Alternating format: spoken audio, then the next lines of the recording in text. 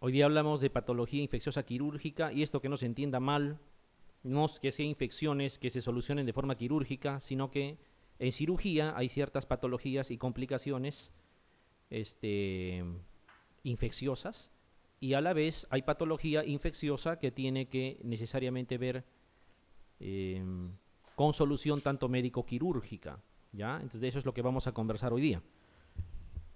No son cosas complicadas, son cosas que seguramente va a ser importante puntualizar. A ver, vamos a ver. Una de las cosas que necesariamente tenemos que recordar son las famosas artritis sépticas, ¿ya? En preguntas en pediatría puede haber, más de una vez ha venido en pediatría, en medicina podría ser también, y también en la parte quirúrgica, ¿ya? El enfoque es exactamente el mismo, ¿ya? Artritis sépticas. Cuando decimos artritis séptica, estamos hablando de un término generalizado, o sea, estamos haciendo una generalización, ¿ya? Porque abarca más cosas, ¿ya? Ustedes saben que hay una artritis gonocócica, que es producida por gonococo. Hay una artritis séptica propiamente dicha, que vendría a ser por bacterias. Hay una artritis tuberculosa, ¿ya? Y así hay varias cosas más. Y todo eso lo denominamos como artritis séptica. Entonces, tradicionalmente nosotros vamos a tener fundamentalmente estos dos que estamos viendo, ¿ya? Este de aquí, ¿ya? La artritis gonocócica, que estaría dentro de lo que es la artritis séptica también, ¿ya? Y la artritis séptica propiamente dicha, o sea que si no nos dicen propiamente artritis gonocócica, nosotros debemos asumir de que se trata de bacterias, no de gonococo, ¿ya? Para hablarnos de gonococo tienen que decirnos necesariamente artritis gonocócica. ¿Qué diferencias vamos a encontrar? Bueno, obvio que en la artritis gonocócica el germen implicado es el gonococo, ¿no es cierto? Eso ya lo hemos comentado cuando hablábamos de ITS. Había personas que carecían de fracciones del complemento, sobre todo C5, C6, C7, C8 y C9, y esas personas tenían tendencia a hacer enfermedad generalizada por gonococo. O sea, empezaban como una ITS y podían terminar haciendo artritis infecciosa por gonococo. Generalmente en articulaciones grandes, rodilla a la cabeza, ¿ya? Rodilla a la cabeza, asociado a pústulas, a tendinitis, a fiebre, a mal estado general. ¿Está bien? Sin embargo, no es lo que vamos a hablar propiamente hoy día, porque como les digo, esto ya lo hemos tocado en la parte de ITS. Cuando hablamos, como les vuelvo a repetir, de artritis séptica, está haciendo referencia a la etiología bacteriana, excluyendo al gonococo, ¿ya? Si quiere incluir al gonococo, tendrían que decirles artritis gonocócica, ¿ya? Cuando ustedes lean artritis séptica, hace referencia a otro tipo de bacterias. ¿Y cuáles son las bacterias mayormente implicadas en las artritis infecciosas por bacterias, valga la redundancia? Staphylococcus aureus. De lejos es Staphylococcus aureus, ¿ya? Staphylococcus aureus. El Staphylococcus aureus viene a ser la bacteria que más frecuentemente ocasiona artritis infecciosa, ¿ya? La que más frecuentemente ocasiona artritis infecciosa. Cuando nosotros queremos elegir terapia, por ejemplo, contra una artritis séptica, ¿qué terapia podríamos elegir? De antemano sabemos que el principal es estafilococo, entonces usar oxacilina, por ejemplo, está bien, porque estamos pensando en estafilococo. Si usaran ceftriaxona, ¿cobertura de estafilococo o no? ¿Qué dicen? A manera que repasan, claro que sí. Claro que sí, porque ustedes se acuerdan, el estafilococo que mayormente tenemos en nuestro medio produce penicilinasa, pero no se mete con la cefalosporina, solo hidroliza penicilinas. Entonces podríamos usar ceftriaxona, normal, cefalotina de primera, normal, cefuroxima de segunda también, ¿no? Cefepime de cuarta, si quieren, pueden usar también, no hay ningún problema. Pero la situación es que cuando ustedes no enfocan al germen y meten un cañonazo cogiendo todo lo que está a tus costados, vamos a también nosotros estimular la presencia de cepas resistentes de otras bacterias. Por ejemplo, si usáramos ceftriaxona, saben que cubre gram negativos también. Entonces, seleccionamos cepas resistentes de E. coli, seleccionamos cepas resistentes de Klebsiella, que no tiene nada que ver con el proceso. Si damos oxacilina, solo matamos estafilococo, que es lo que nos interesa, y no nos metemos con otras bacterias. Entonces, es la idea de dar terapia dirigida. Bien, entre vancomicina y oxacilina, ¿cuál de ellos llega mejor a articulación, a líquido sinovial? Oxacilina, de lejos, de lejos. 10-1, ¿ya? Entonces, nada de que me aseguro con banco, porque con eso es probable que solucione de mejor manera el cuadro infeccioso. Eso no es real. Oxacilina, ¿ya? Oxacilina. ¿Y por vía oral habrá terapia para coadyuvar por lo menos? ¿Cotrimoxazol actúa sobre estafilococo? ¿Qué dicen? Sí, claro que sí. Entonces, ¿rifampicina actúa sobre estafilococo? También. Por eso es que muchas veces se asocia, aparte de la oxacilina, se le da rifampicina y cotrimoxazol, todo junto, dependiendo, ¿ya? Dependiendo. Pero la piedra angular vendría a ser oxacilina, ¿ya? La piedra angular del tratamiento. Ahora, ¿qué pasaría si este estafilococo, esta artritis infecciosa, artritis séptica, se ha originado porque de repente la persona tiene patología de meniscos, ha hecho un pequeño derrame por traumatismo, por golpe, y el traumatólogo pues obviamente le ha hecho un estudio de ese líquido sinovial en el hospital, y en esa artrocentesis es donde sospechamos que se ha metido la bacteria, porque digamos a los días recién ha hecho la artritis séptica. Ya no vamos a pensar en estafilococo de la calle, pensaríamos en un estafilococo intrahospitalario. Ahí sí estaría justificado usar vancomicina, ¿ya? No porque sea mejor, ¿ya? Sino que para ese estafilococo en particular, meticilino resistente, la oxacilina no va a funcionar. Y ni modo que nos queda, usaremos vancomicina, que es lo que puede servir, ¿ya? Más o menos la cosa va así. Entonces vayamos recordando dos cosas de lo que es artritis séptica. Uno, que cuando decimos artritis séptica nada más, lo más probable es que nos estemos refiriendo a la artritis infecciosa causada por estafilococo. Esta otra, que es causada por gonococo, tendrían que decirnos artritis gonocócica propiamente en el enunciado de la pregunta. Si no nos dice artritis gonocócica, nosotros asumimos que se trata de esta otra de acá. Esa es una de las cosas que hay que recordar. Dos, la articulación más frecuentemente comprometida, rodilla. Vuelvo a repetirles, rodilla tiene la particularidad de ser una articulación afectada por muchas patologías, y cuando nos preguntan por una articulación en un examen, la mayoría de las veces la respuesta es rodilla, ¿ya? Si les preguntan por la condrocalcinosis, donde asienta más, es rodilla. Las hemartrosis en los hemofílicos, donde con preferencia se presentan, es rodilla también. El último examen les hablaban de la sinovia más grande, rodilla, ¿ya? Entonces, y la patología infecciosa lo mismo. Artritis gonocócica, rodilla; artritis séptica, rodilla, ¿ya? De alguna manera, si nos preguntaran por una articulación sobre un tema que no estamos tan bien convencidos de la respuesta y tenemos que jugárnoslos por una alternativa, es preferible que nos los juguemos por estadística, por la articulación que más frecuentemente es afectada en muchas patologías. Entonces podría marcar rodilla, por ejemplo, ¿ya? Muy bien. ¿Qué más? Cosas importantes, datos pequeños. Para empezar, no es patrimonio de una edad en particular. Cualquier edad, en cualquier edad puede aparecer una artritis infecciosa, desde los niños hasta los ancianos. Esa es una de las cosas. Sin embargo, ya por estadística es más en gente de la tercera edad. No significa que solamente en ellos. Un niño de 1 año podría tener una artritis séptica. No es lo común, pero podría tener. Hay casos aislados, pero hay. Lo más frecuente es que esté en esta edad, en la tercera edad, ¿ya? Ese es uno. Si la persona es inmunosuprimida, cualquier tipo de inmunosupresión, sea diabetes, sea post-trasplantado, sea una persona con lupus, una persona con corticoterapia prolongada, una persona con VIH, o sea, cualquier tipo de inmunosupresión va a condicionar de que también sea susceptible a ser artritis séptica, ¿ya? O sea, es de esperar en ellos. Y las personas que tienen anomalías articulares, anomalías anatómicas en la articulación, también son personas predispuestas a hacer esta patología. Por ejemplo, alguien que tenga una fractura, luxofractura a ese nivel, y que obviamente en el momento de la consolidación de la fractura y todo lo demás, saben que 100% no queda estructuralmente como estaba al inicio, siempre queda con ciertas secuelas anatómicas. Ya esas rodillas son, digamos, sitios donde puede asentar artritis séptica.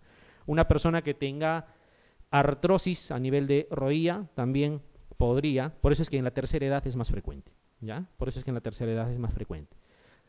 Otro lugar, generalmente son articulaciones grandes. Otro lugar importante es la articulación coxofemoral, ¿ya? La articulación coxofemoral.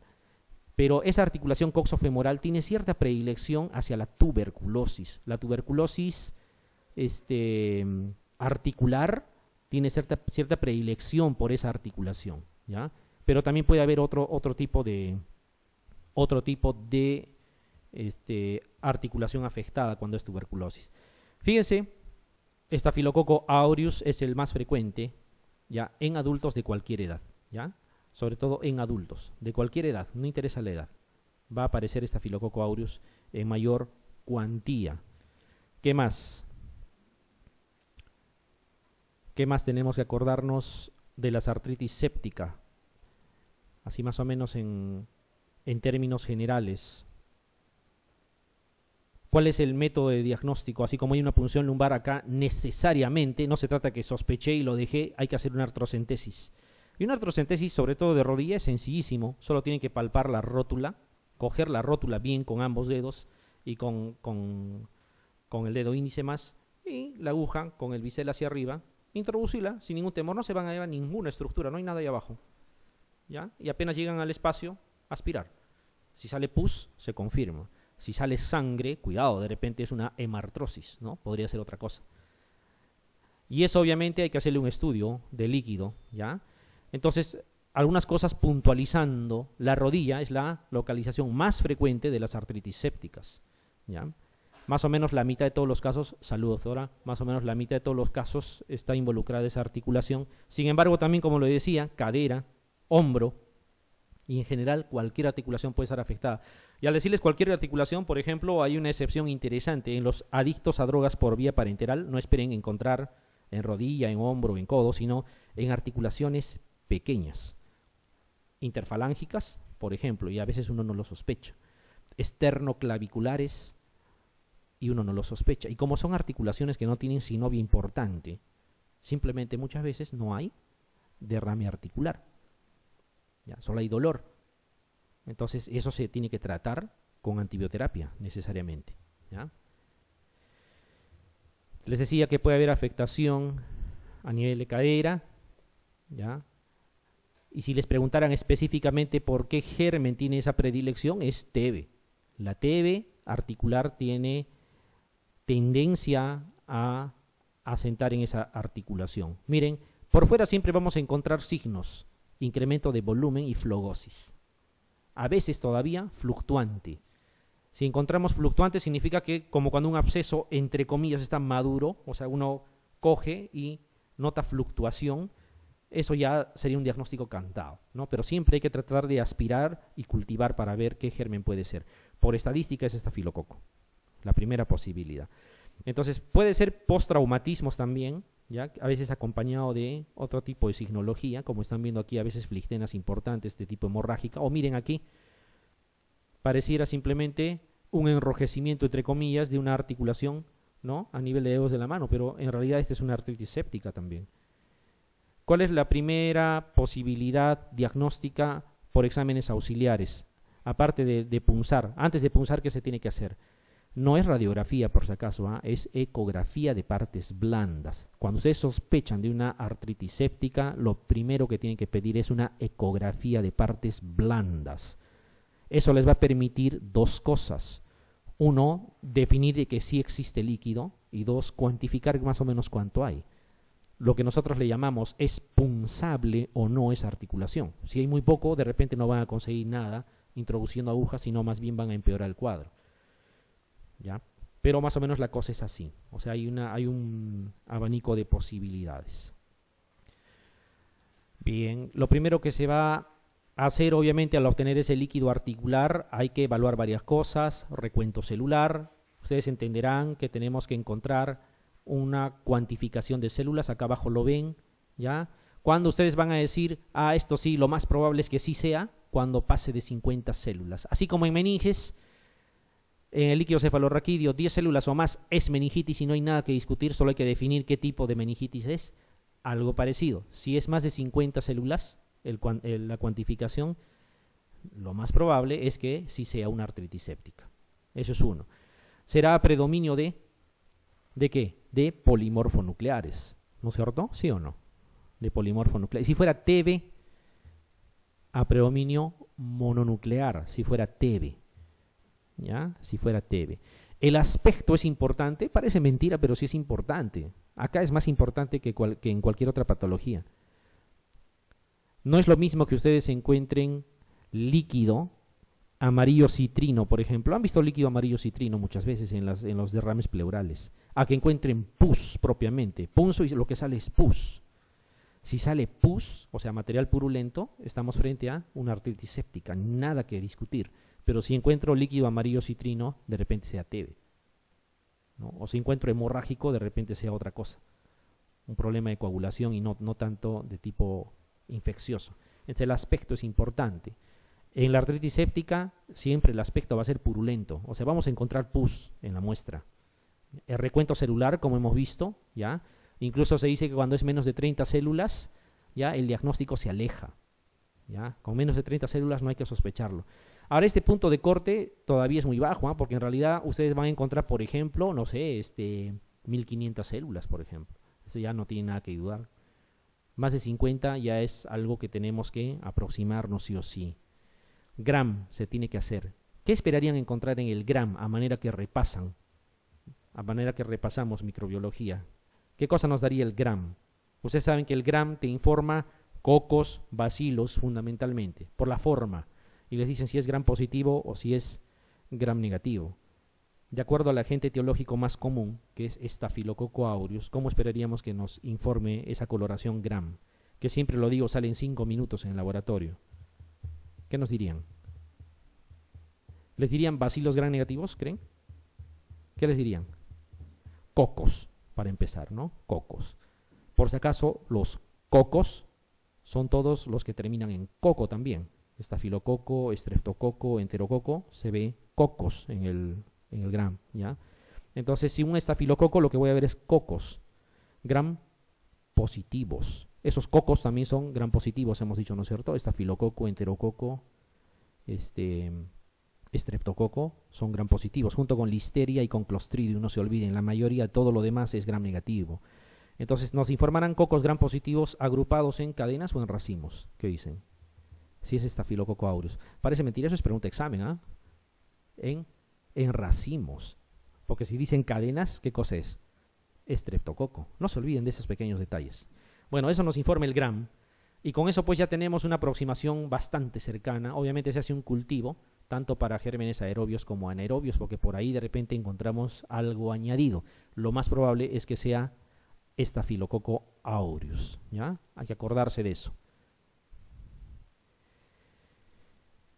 Bien, lo que les decía, cuando tenemos esta particularidad de los adictos a drogas por vía parenteral, y vuelvo a repetir, en el Perú no tenemos en realidad mucha casuística de adictos a drogas por vía parenteral, no es lo común, ¿ya?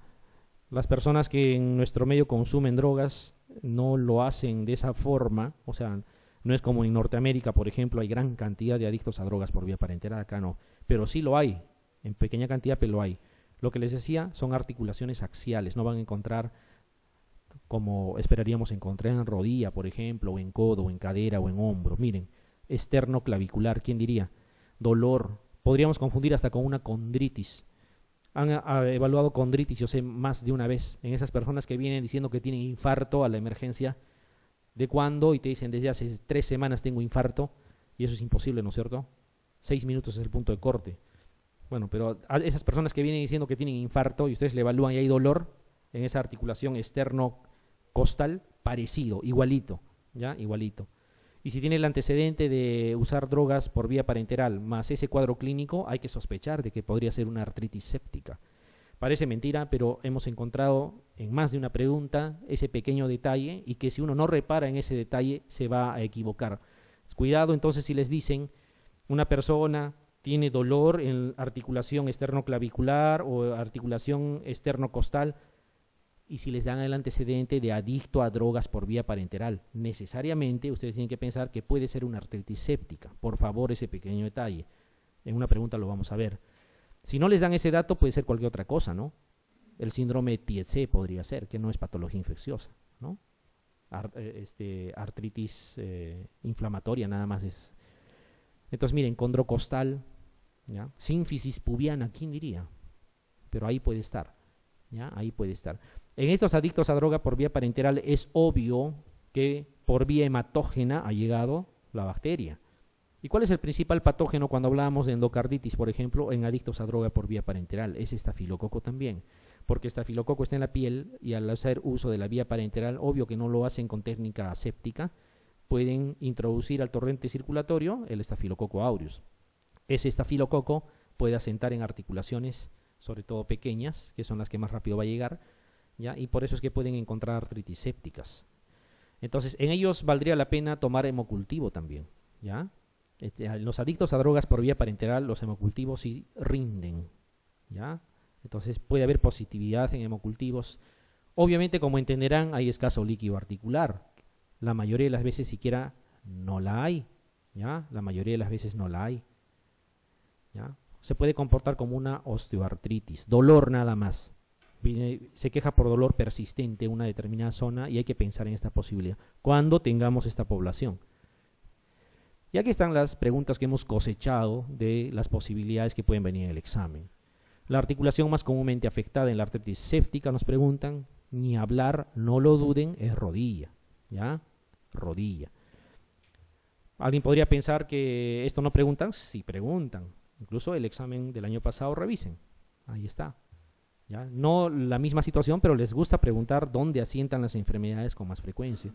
Antes preguntaron la condrocalcinosis, cuál es la articulación más afectada, y también es rodilla, ¿ya? A tenerlo presente. Si nos dijeran así, el patógeno que se aísla con más frecuencia en las artritis infecciosas, aquí no consideren al decir artritis infecciosas que está hablando también de gonococo y está hablando de la TB, no, ya les he dicho, artritis infecciosas excluye esas dos posibilidades. Y lo que va a ir a la cabeza es estafilococo aureus, ¿ya? Ahora, aunque no lo crean, cuando les pregunten también por una patología que no estén 100% seguros, una buena posibilidad es jugársela por estafilococo. Estafilococo en las endocarditis, ¿no es cierto? Estafilococo en las derivaciones ventrículo-peritoneales, ¿no? Estafilococo en las neumonías asociadas a ventilador mecánico. Estafilococo, como van a ver, en los abscesos epidurales. Estafilococo en el absceso subdural, ¿ya? Estafilococo en varias cosas. Acá lo mismo, ¿ya? Entonces, estafilococo aureus, ¿ya? Así con nombre y apellido. No los coagulasa negativos, ¿ah? Los coagulasa negativos tienen otras patologías donde están. Estafilococo aureus aquí. Y la terapia, como les decía, si no hay sospecha razonable para un germen intrahospitalario, hay que dar oxacilina, ¿ya? Oxacilina. Y si hay posibilidades razonables de que pueda ser un intrahospitalario, porque de repente fue después de un procedimiento a nivel del hospital, bueno, obvio, pensaríamos en la posibilidad de vancomicina como terapia. Muy bien. Entonces se hace la artrocentesis, ¿ya? La artrocentesis.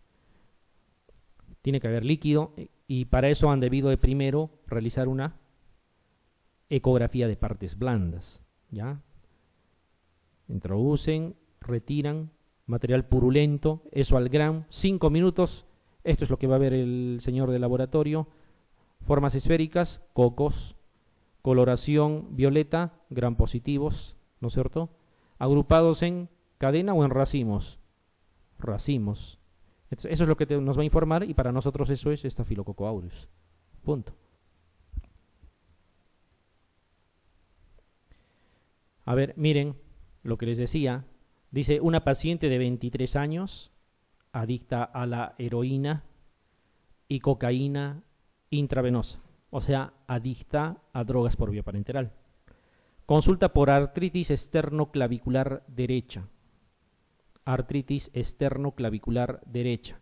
Con ese antecedente, habíamos dicho, eso para nosotros tiene que ser como posibilidad una artritis séptica, ¿ya? Por ese pequeño detalle.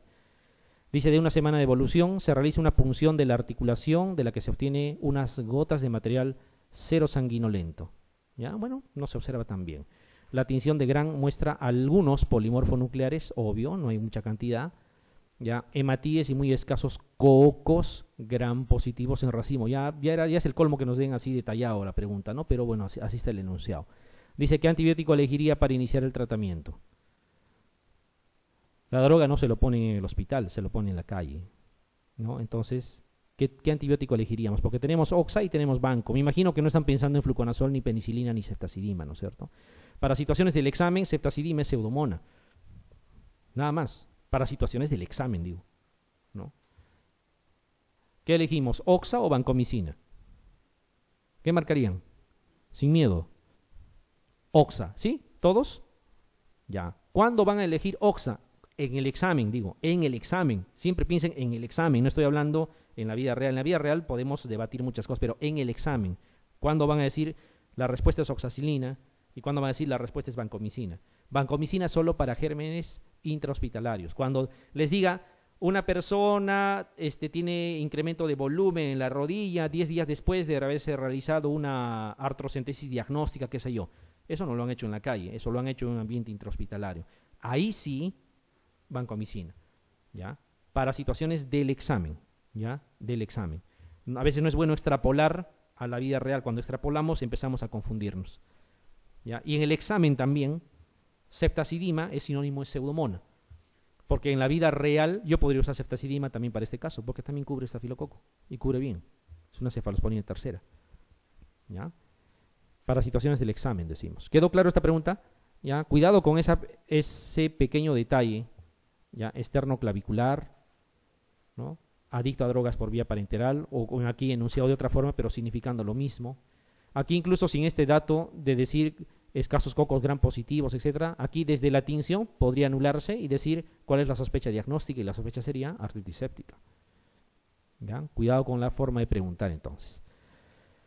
Ahora, no es solo la propia articulación la que se va a infectar, muchas veces es que se infecta la prótesis de la articulación. O sea, hay personas que usan prótesis de cadera, prótesis de rodilla, por X motivos, y esa prótesis se puede infectar. Eso ya es propiamente más quirúrgico, ¿ya? Entonces, miren, acá hay un pequeño dato. La mayoría de los casos de estas infecciones de prótesis articulares, y cuando decimos eso, estamos haciendo referencia o prótesis de cadera o prótesis de rodilla, que es lo que más vamos a ver. La mayoría de esos casos han adquirido la bacteria que causa este problema durante la implantación, ¿ya? Podrían preguntarles eso. O sea, no es que apareció de algún lado y se metió. Si hace una artritis infecciosa o una infección de prótesis articular, debemos de pensar de que esa bacteria se metió a esa zona durante el acto quirúrgico, en el momento de la implantación. ¿Ya? Es lo más probable. ¿Ya? Es lo más probable. Bien. Entonces ahí hay un problema. Hay pequeños detalles que, por ejemplo, ¿qué pasaría si una persona le van a hacer su implantación de prótesis de cadera, digamos, ¿ya? Y qué sé yo, hace una infección pequeña de la piel, cercano nomás a los días que han hecho el implante? Ya hay un peligro de perder toda la prótesis, porque el manejo correcto de esto es retirar la prótesis y colocar otra. ¿Ya? Y en situaciones de costo esto es casi imposible para la mayoría de los pacientes que costean su terapia, porque esto es carísimo. ¿Ya? Entonces miren, las infecciones superficiales precoces, lo que estamos hablando, o sea, a los días nada más de haberse hecho la operación, si es que hay una infección a nivel de piel, son muy peligrosas para la prótesis. Casi equivale a decir recambio de prótesis. ¿Ya? Bien, sin embargo también se puede adquirir por vía hematógena. Entonces, ¿cuál es la principal forma de adquirir la infección de la prótesis articular? En el momento de la implantación, de la colocación del implante, no se olviden, ¿ya? Pero también hay otra forma que es ya posterior, pero por vía hematógena. Parece mentira, pero ¿qué pasaría, por ejemplo, si una persona tiene placa bacteriana y decide a los pocos días o muy pronto después de haberse colocado la prótesis realizarse una curación? Ya, eso, ustedes saben que una curación dental crea cierta bacteriemia. Hasta el cepillado de dientes crea una pequeña bacteriemia. Entonces, donde hay un foco donde puede asentar las bacterias, hay que tener cuidado. ¿Ya? Puede ocasionar. Entonces, por vía hematógena es la otra posibilidad de un foco distante, ¿ya? Podría ocasionar, pero generalmente es tardío, o sea, no es tan precoz como en el primer caso. Se presenta ya a los meses, a veces incluso pasado el año, ¿ya? Y ahí tiene que ver mucho los procesos infecciosos lejanos, sea en piel, sea a nivel a nivel dental, bucodental les dice, geniturinarias incluso, gastrointestinales, o sea, cualquier proceso infeccioso es un peligro. Entonces, en las personas que tienen prótesis articular hay que cuidarse de los procesos infecciosos bacterianos. Puede terminar asentando esas bacterias en la propia articulación o en la propia prótesis articular. Una condición importante es que las prótesis, el material mismo de las prótesis, favorecen a que las bacterias asienten. ¿Ya? Desde el cemento que se usa para colocar, tiene ciertos componentes, como vamos a ver, que al final no solo va a favorecer la colonización y multiplicación de bacterias, sino que incluso les va a proteger de los antibióticos. O sea, es un problema, por eso es que al final se termina retirando la prótesis articular. A ver, vamos a ver. Antes, ¿cuándo sospechamos de que estamos frente a este cuadro? ¿Qué es lo que tenemos que ver? Porque si no, no vamos a poder responder las preguntas. ¿Cuándo sospechamos y decimos esto debe de ser una infección de prótesis articular? Obvio, lo primero es que exista la prótesis. Eso es uno, ¿no es cierto? Segundo, el signo más llamativo, ¿cuál será? No es fiebre, ¿eh? Por si acaso, no es leucocitosis, no es shock, no es sepsis, es dolor en la zona del implante, dolor persistente. Eso nos debe llamar la atención. Una persona que tiene su prótesis articular, digamos de rodilla, desde hace ya un par de años, por decir, y de manera evolutiva en las últimas semanas ha empezado a presentar dolor, dolor y dolor y más dolor, lo primero que tenemos que sospechar es que hay una infección de prótesis articular. Entonces, el dolor es llamativo, ¿ya? El dolor es lo que nos va a indicar. Como les digo, no esperen fiebre, no esperen leucocitosis, no esperen otra cosa. Miren, aquí esta pregunta justamente nos hace recordar lo que estamos comentando. Dice, un paciente de 42 años es sometido a implante de prótesis articular de rodilla. Bueno, izquierda nos dice. 20 días después aqueja dolor que se hace más intenso con la movilización de la extremidad. Como les decía, hay a veces complementos en las preguntas que lo que intentan es un poquito desviar nuestra atención. Aquí lo que nos debe importar es que tiene prótesis articular. Que sea de rodilla derecha o izquierda, eso no cuenta. 20 días después, o sea, prontamente, hay dolor, eso sí nos debe llamar la atención. Que se haga o no más intenso con la movilización, eso es lo más lógico, ¿no es cierto? ¿Cuál es la sospecha diagnóstica? Fíjense que si no recordamos ese ítem pequeñito de que dolor es sinónimo de infección hasta demostrar lo contrario en las prótesis articulares, miren, podríamos pensar cualquier cosa. Acá dice dolor neuropático, dolor funcional, infección de prótesis articular, que me imagino todos estamos de acuerdo. Hay que tener cuidado con ese enunciado. Después dice mala técnica de implante, e incluso al final nos dicen dolor del miembro fantasma. ¿Saben qué cosa es el dolor del miembro fantasma, no? ¿Sería dable aquí? Debería haber una amputación para hablar de miembro fantasma, ¿no es cierto? Acá no. ¿Estamos de acuerdo? ¿Por qué hemos decidido por esa alternativa? Porque tiene el implante, ha pasado unos días y lo que tiene es dolor. El dolor es lo que nos está avisando. Esto es una infección de prótesis articular, ¿ya? Si nos preguntaran cuál es el principal germen, ¿qué sospecharían? Bueno, en la artritis séptica espontánea era Staphylococcus aureus, así con nombre y apellido aquí. ¿Qué sospecharían? ¿No pensarían también en Staphylococcus o no? ¿Ha habido invasión? ¿No? Todo lo que sea dispositivos invasivos, estafilococo. Y aquí entra a tallar otro nombrecito más. ¿Ya? ¿Qué tipo de estafilococo es el que está asociado a dispositivos invasivos, incluido catéteres intravasculares y lo que hemos comentado? Estafilococo epidermidis. Entonces, estafilococo epidermidis ya está presente aquí, ¿ya? Pero también puede estar el otro estafilococo, el estafilococo aureus, ¿ya? Y si van a realizar terapia antibiótica, ¿qué antibiótico esperarían usar en este caso propiamente? Por ejemplo, ¿oxacilina darían? No, ¿no es cierto? Porque esto ha sido manipulado en el hospital. Probablemente la bacteria sea intrahospitalaria. ¿Qué usamos? Vancomicina. O sea, aquí cambian las cosas. Más aún si estamos hablando del examen, vuelvo a repetir. Para situaciones del examen intrahospitalario, o sea, estafilococo intrahospitalario, banco, estafilococo comunitario, OXA. En la vida real eso puede cambiar, porque saben que hay un estafilococo meticilino resistente comunitario, por ejemplo, pero eso no es lo que les van a preguntar. ¿Se entiende? ¿Está claro? Ya, seguimos.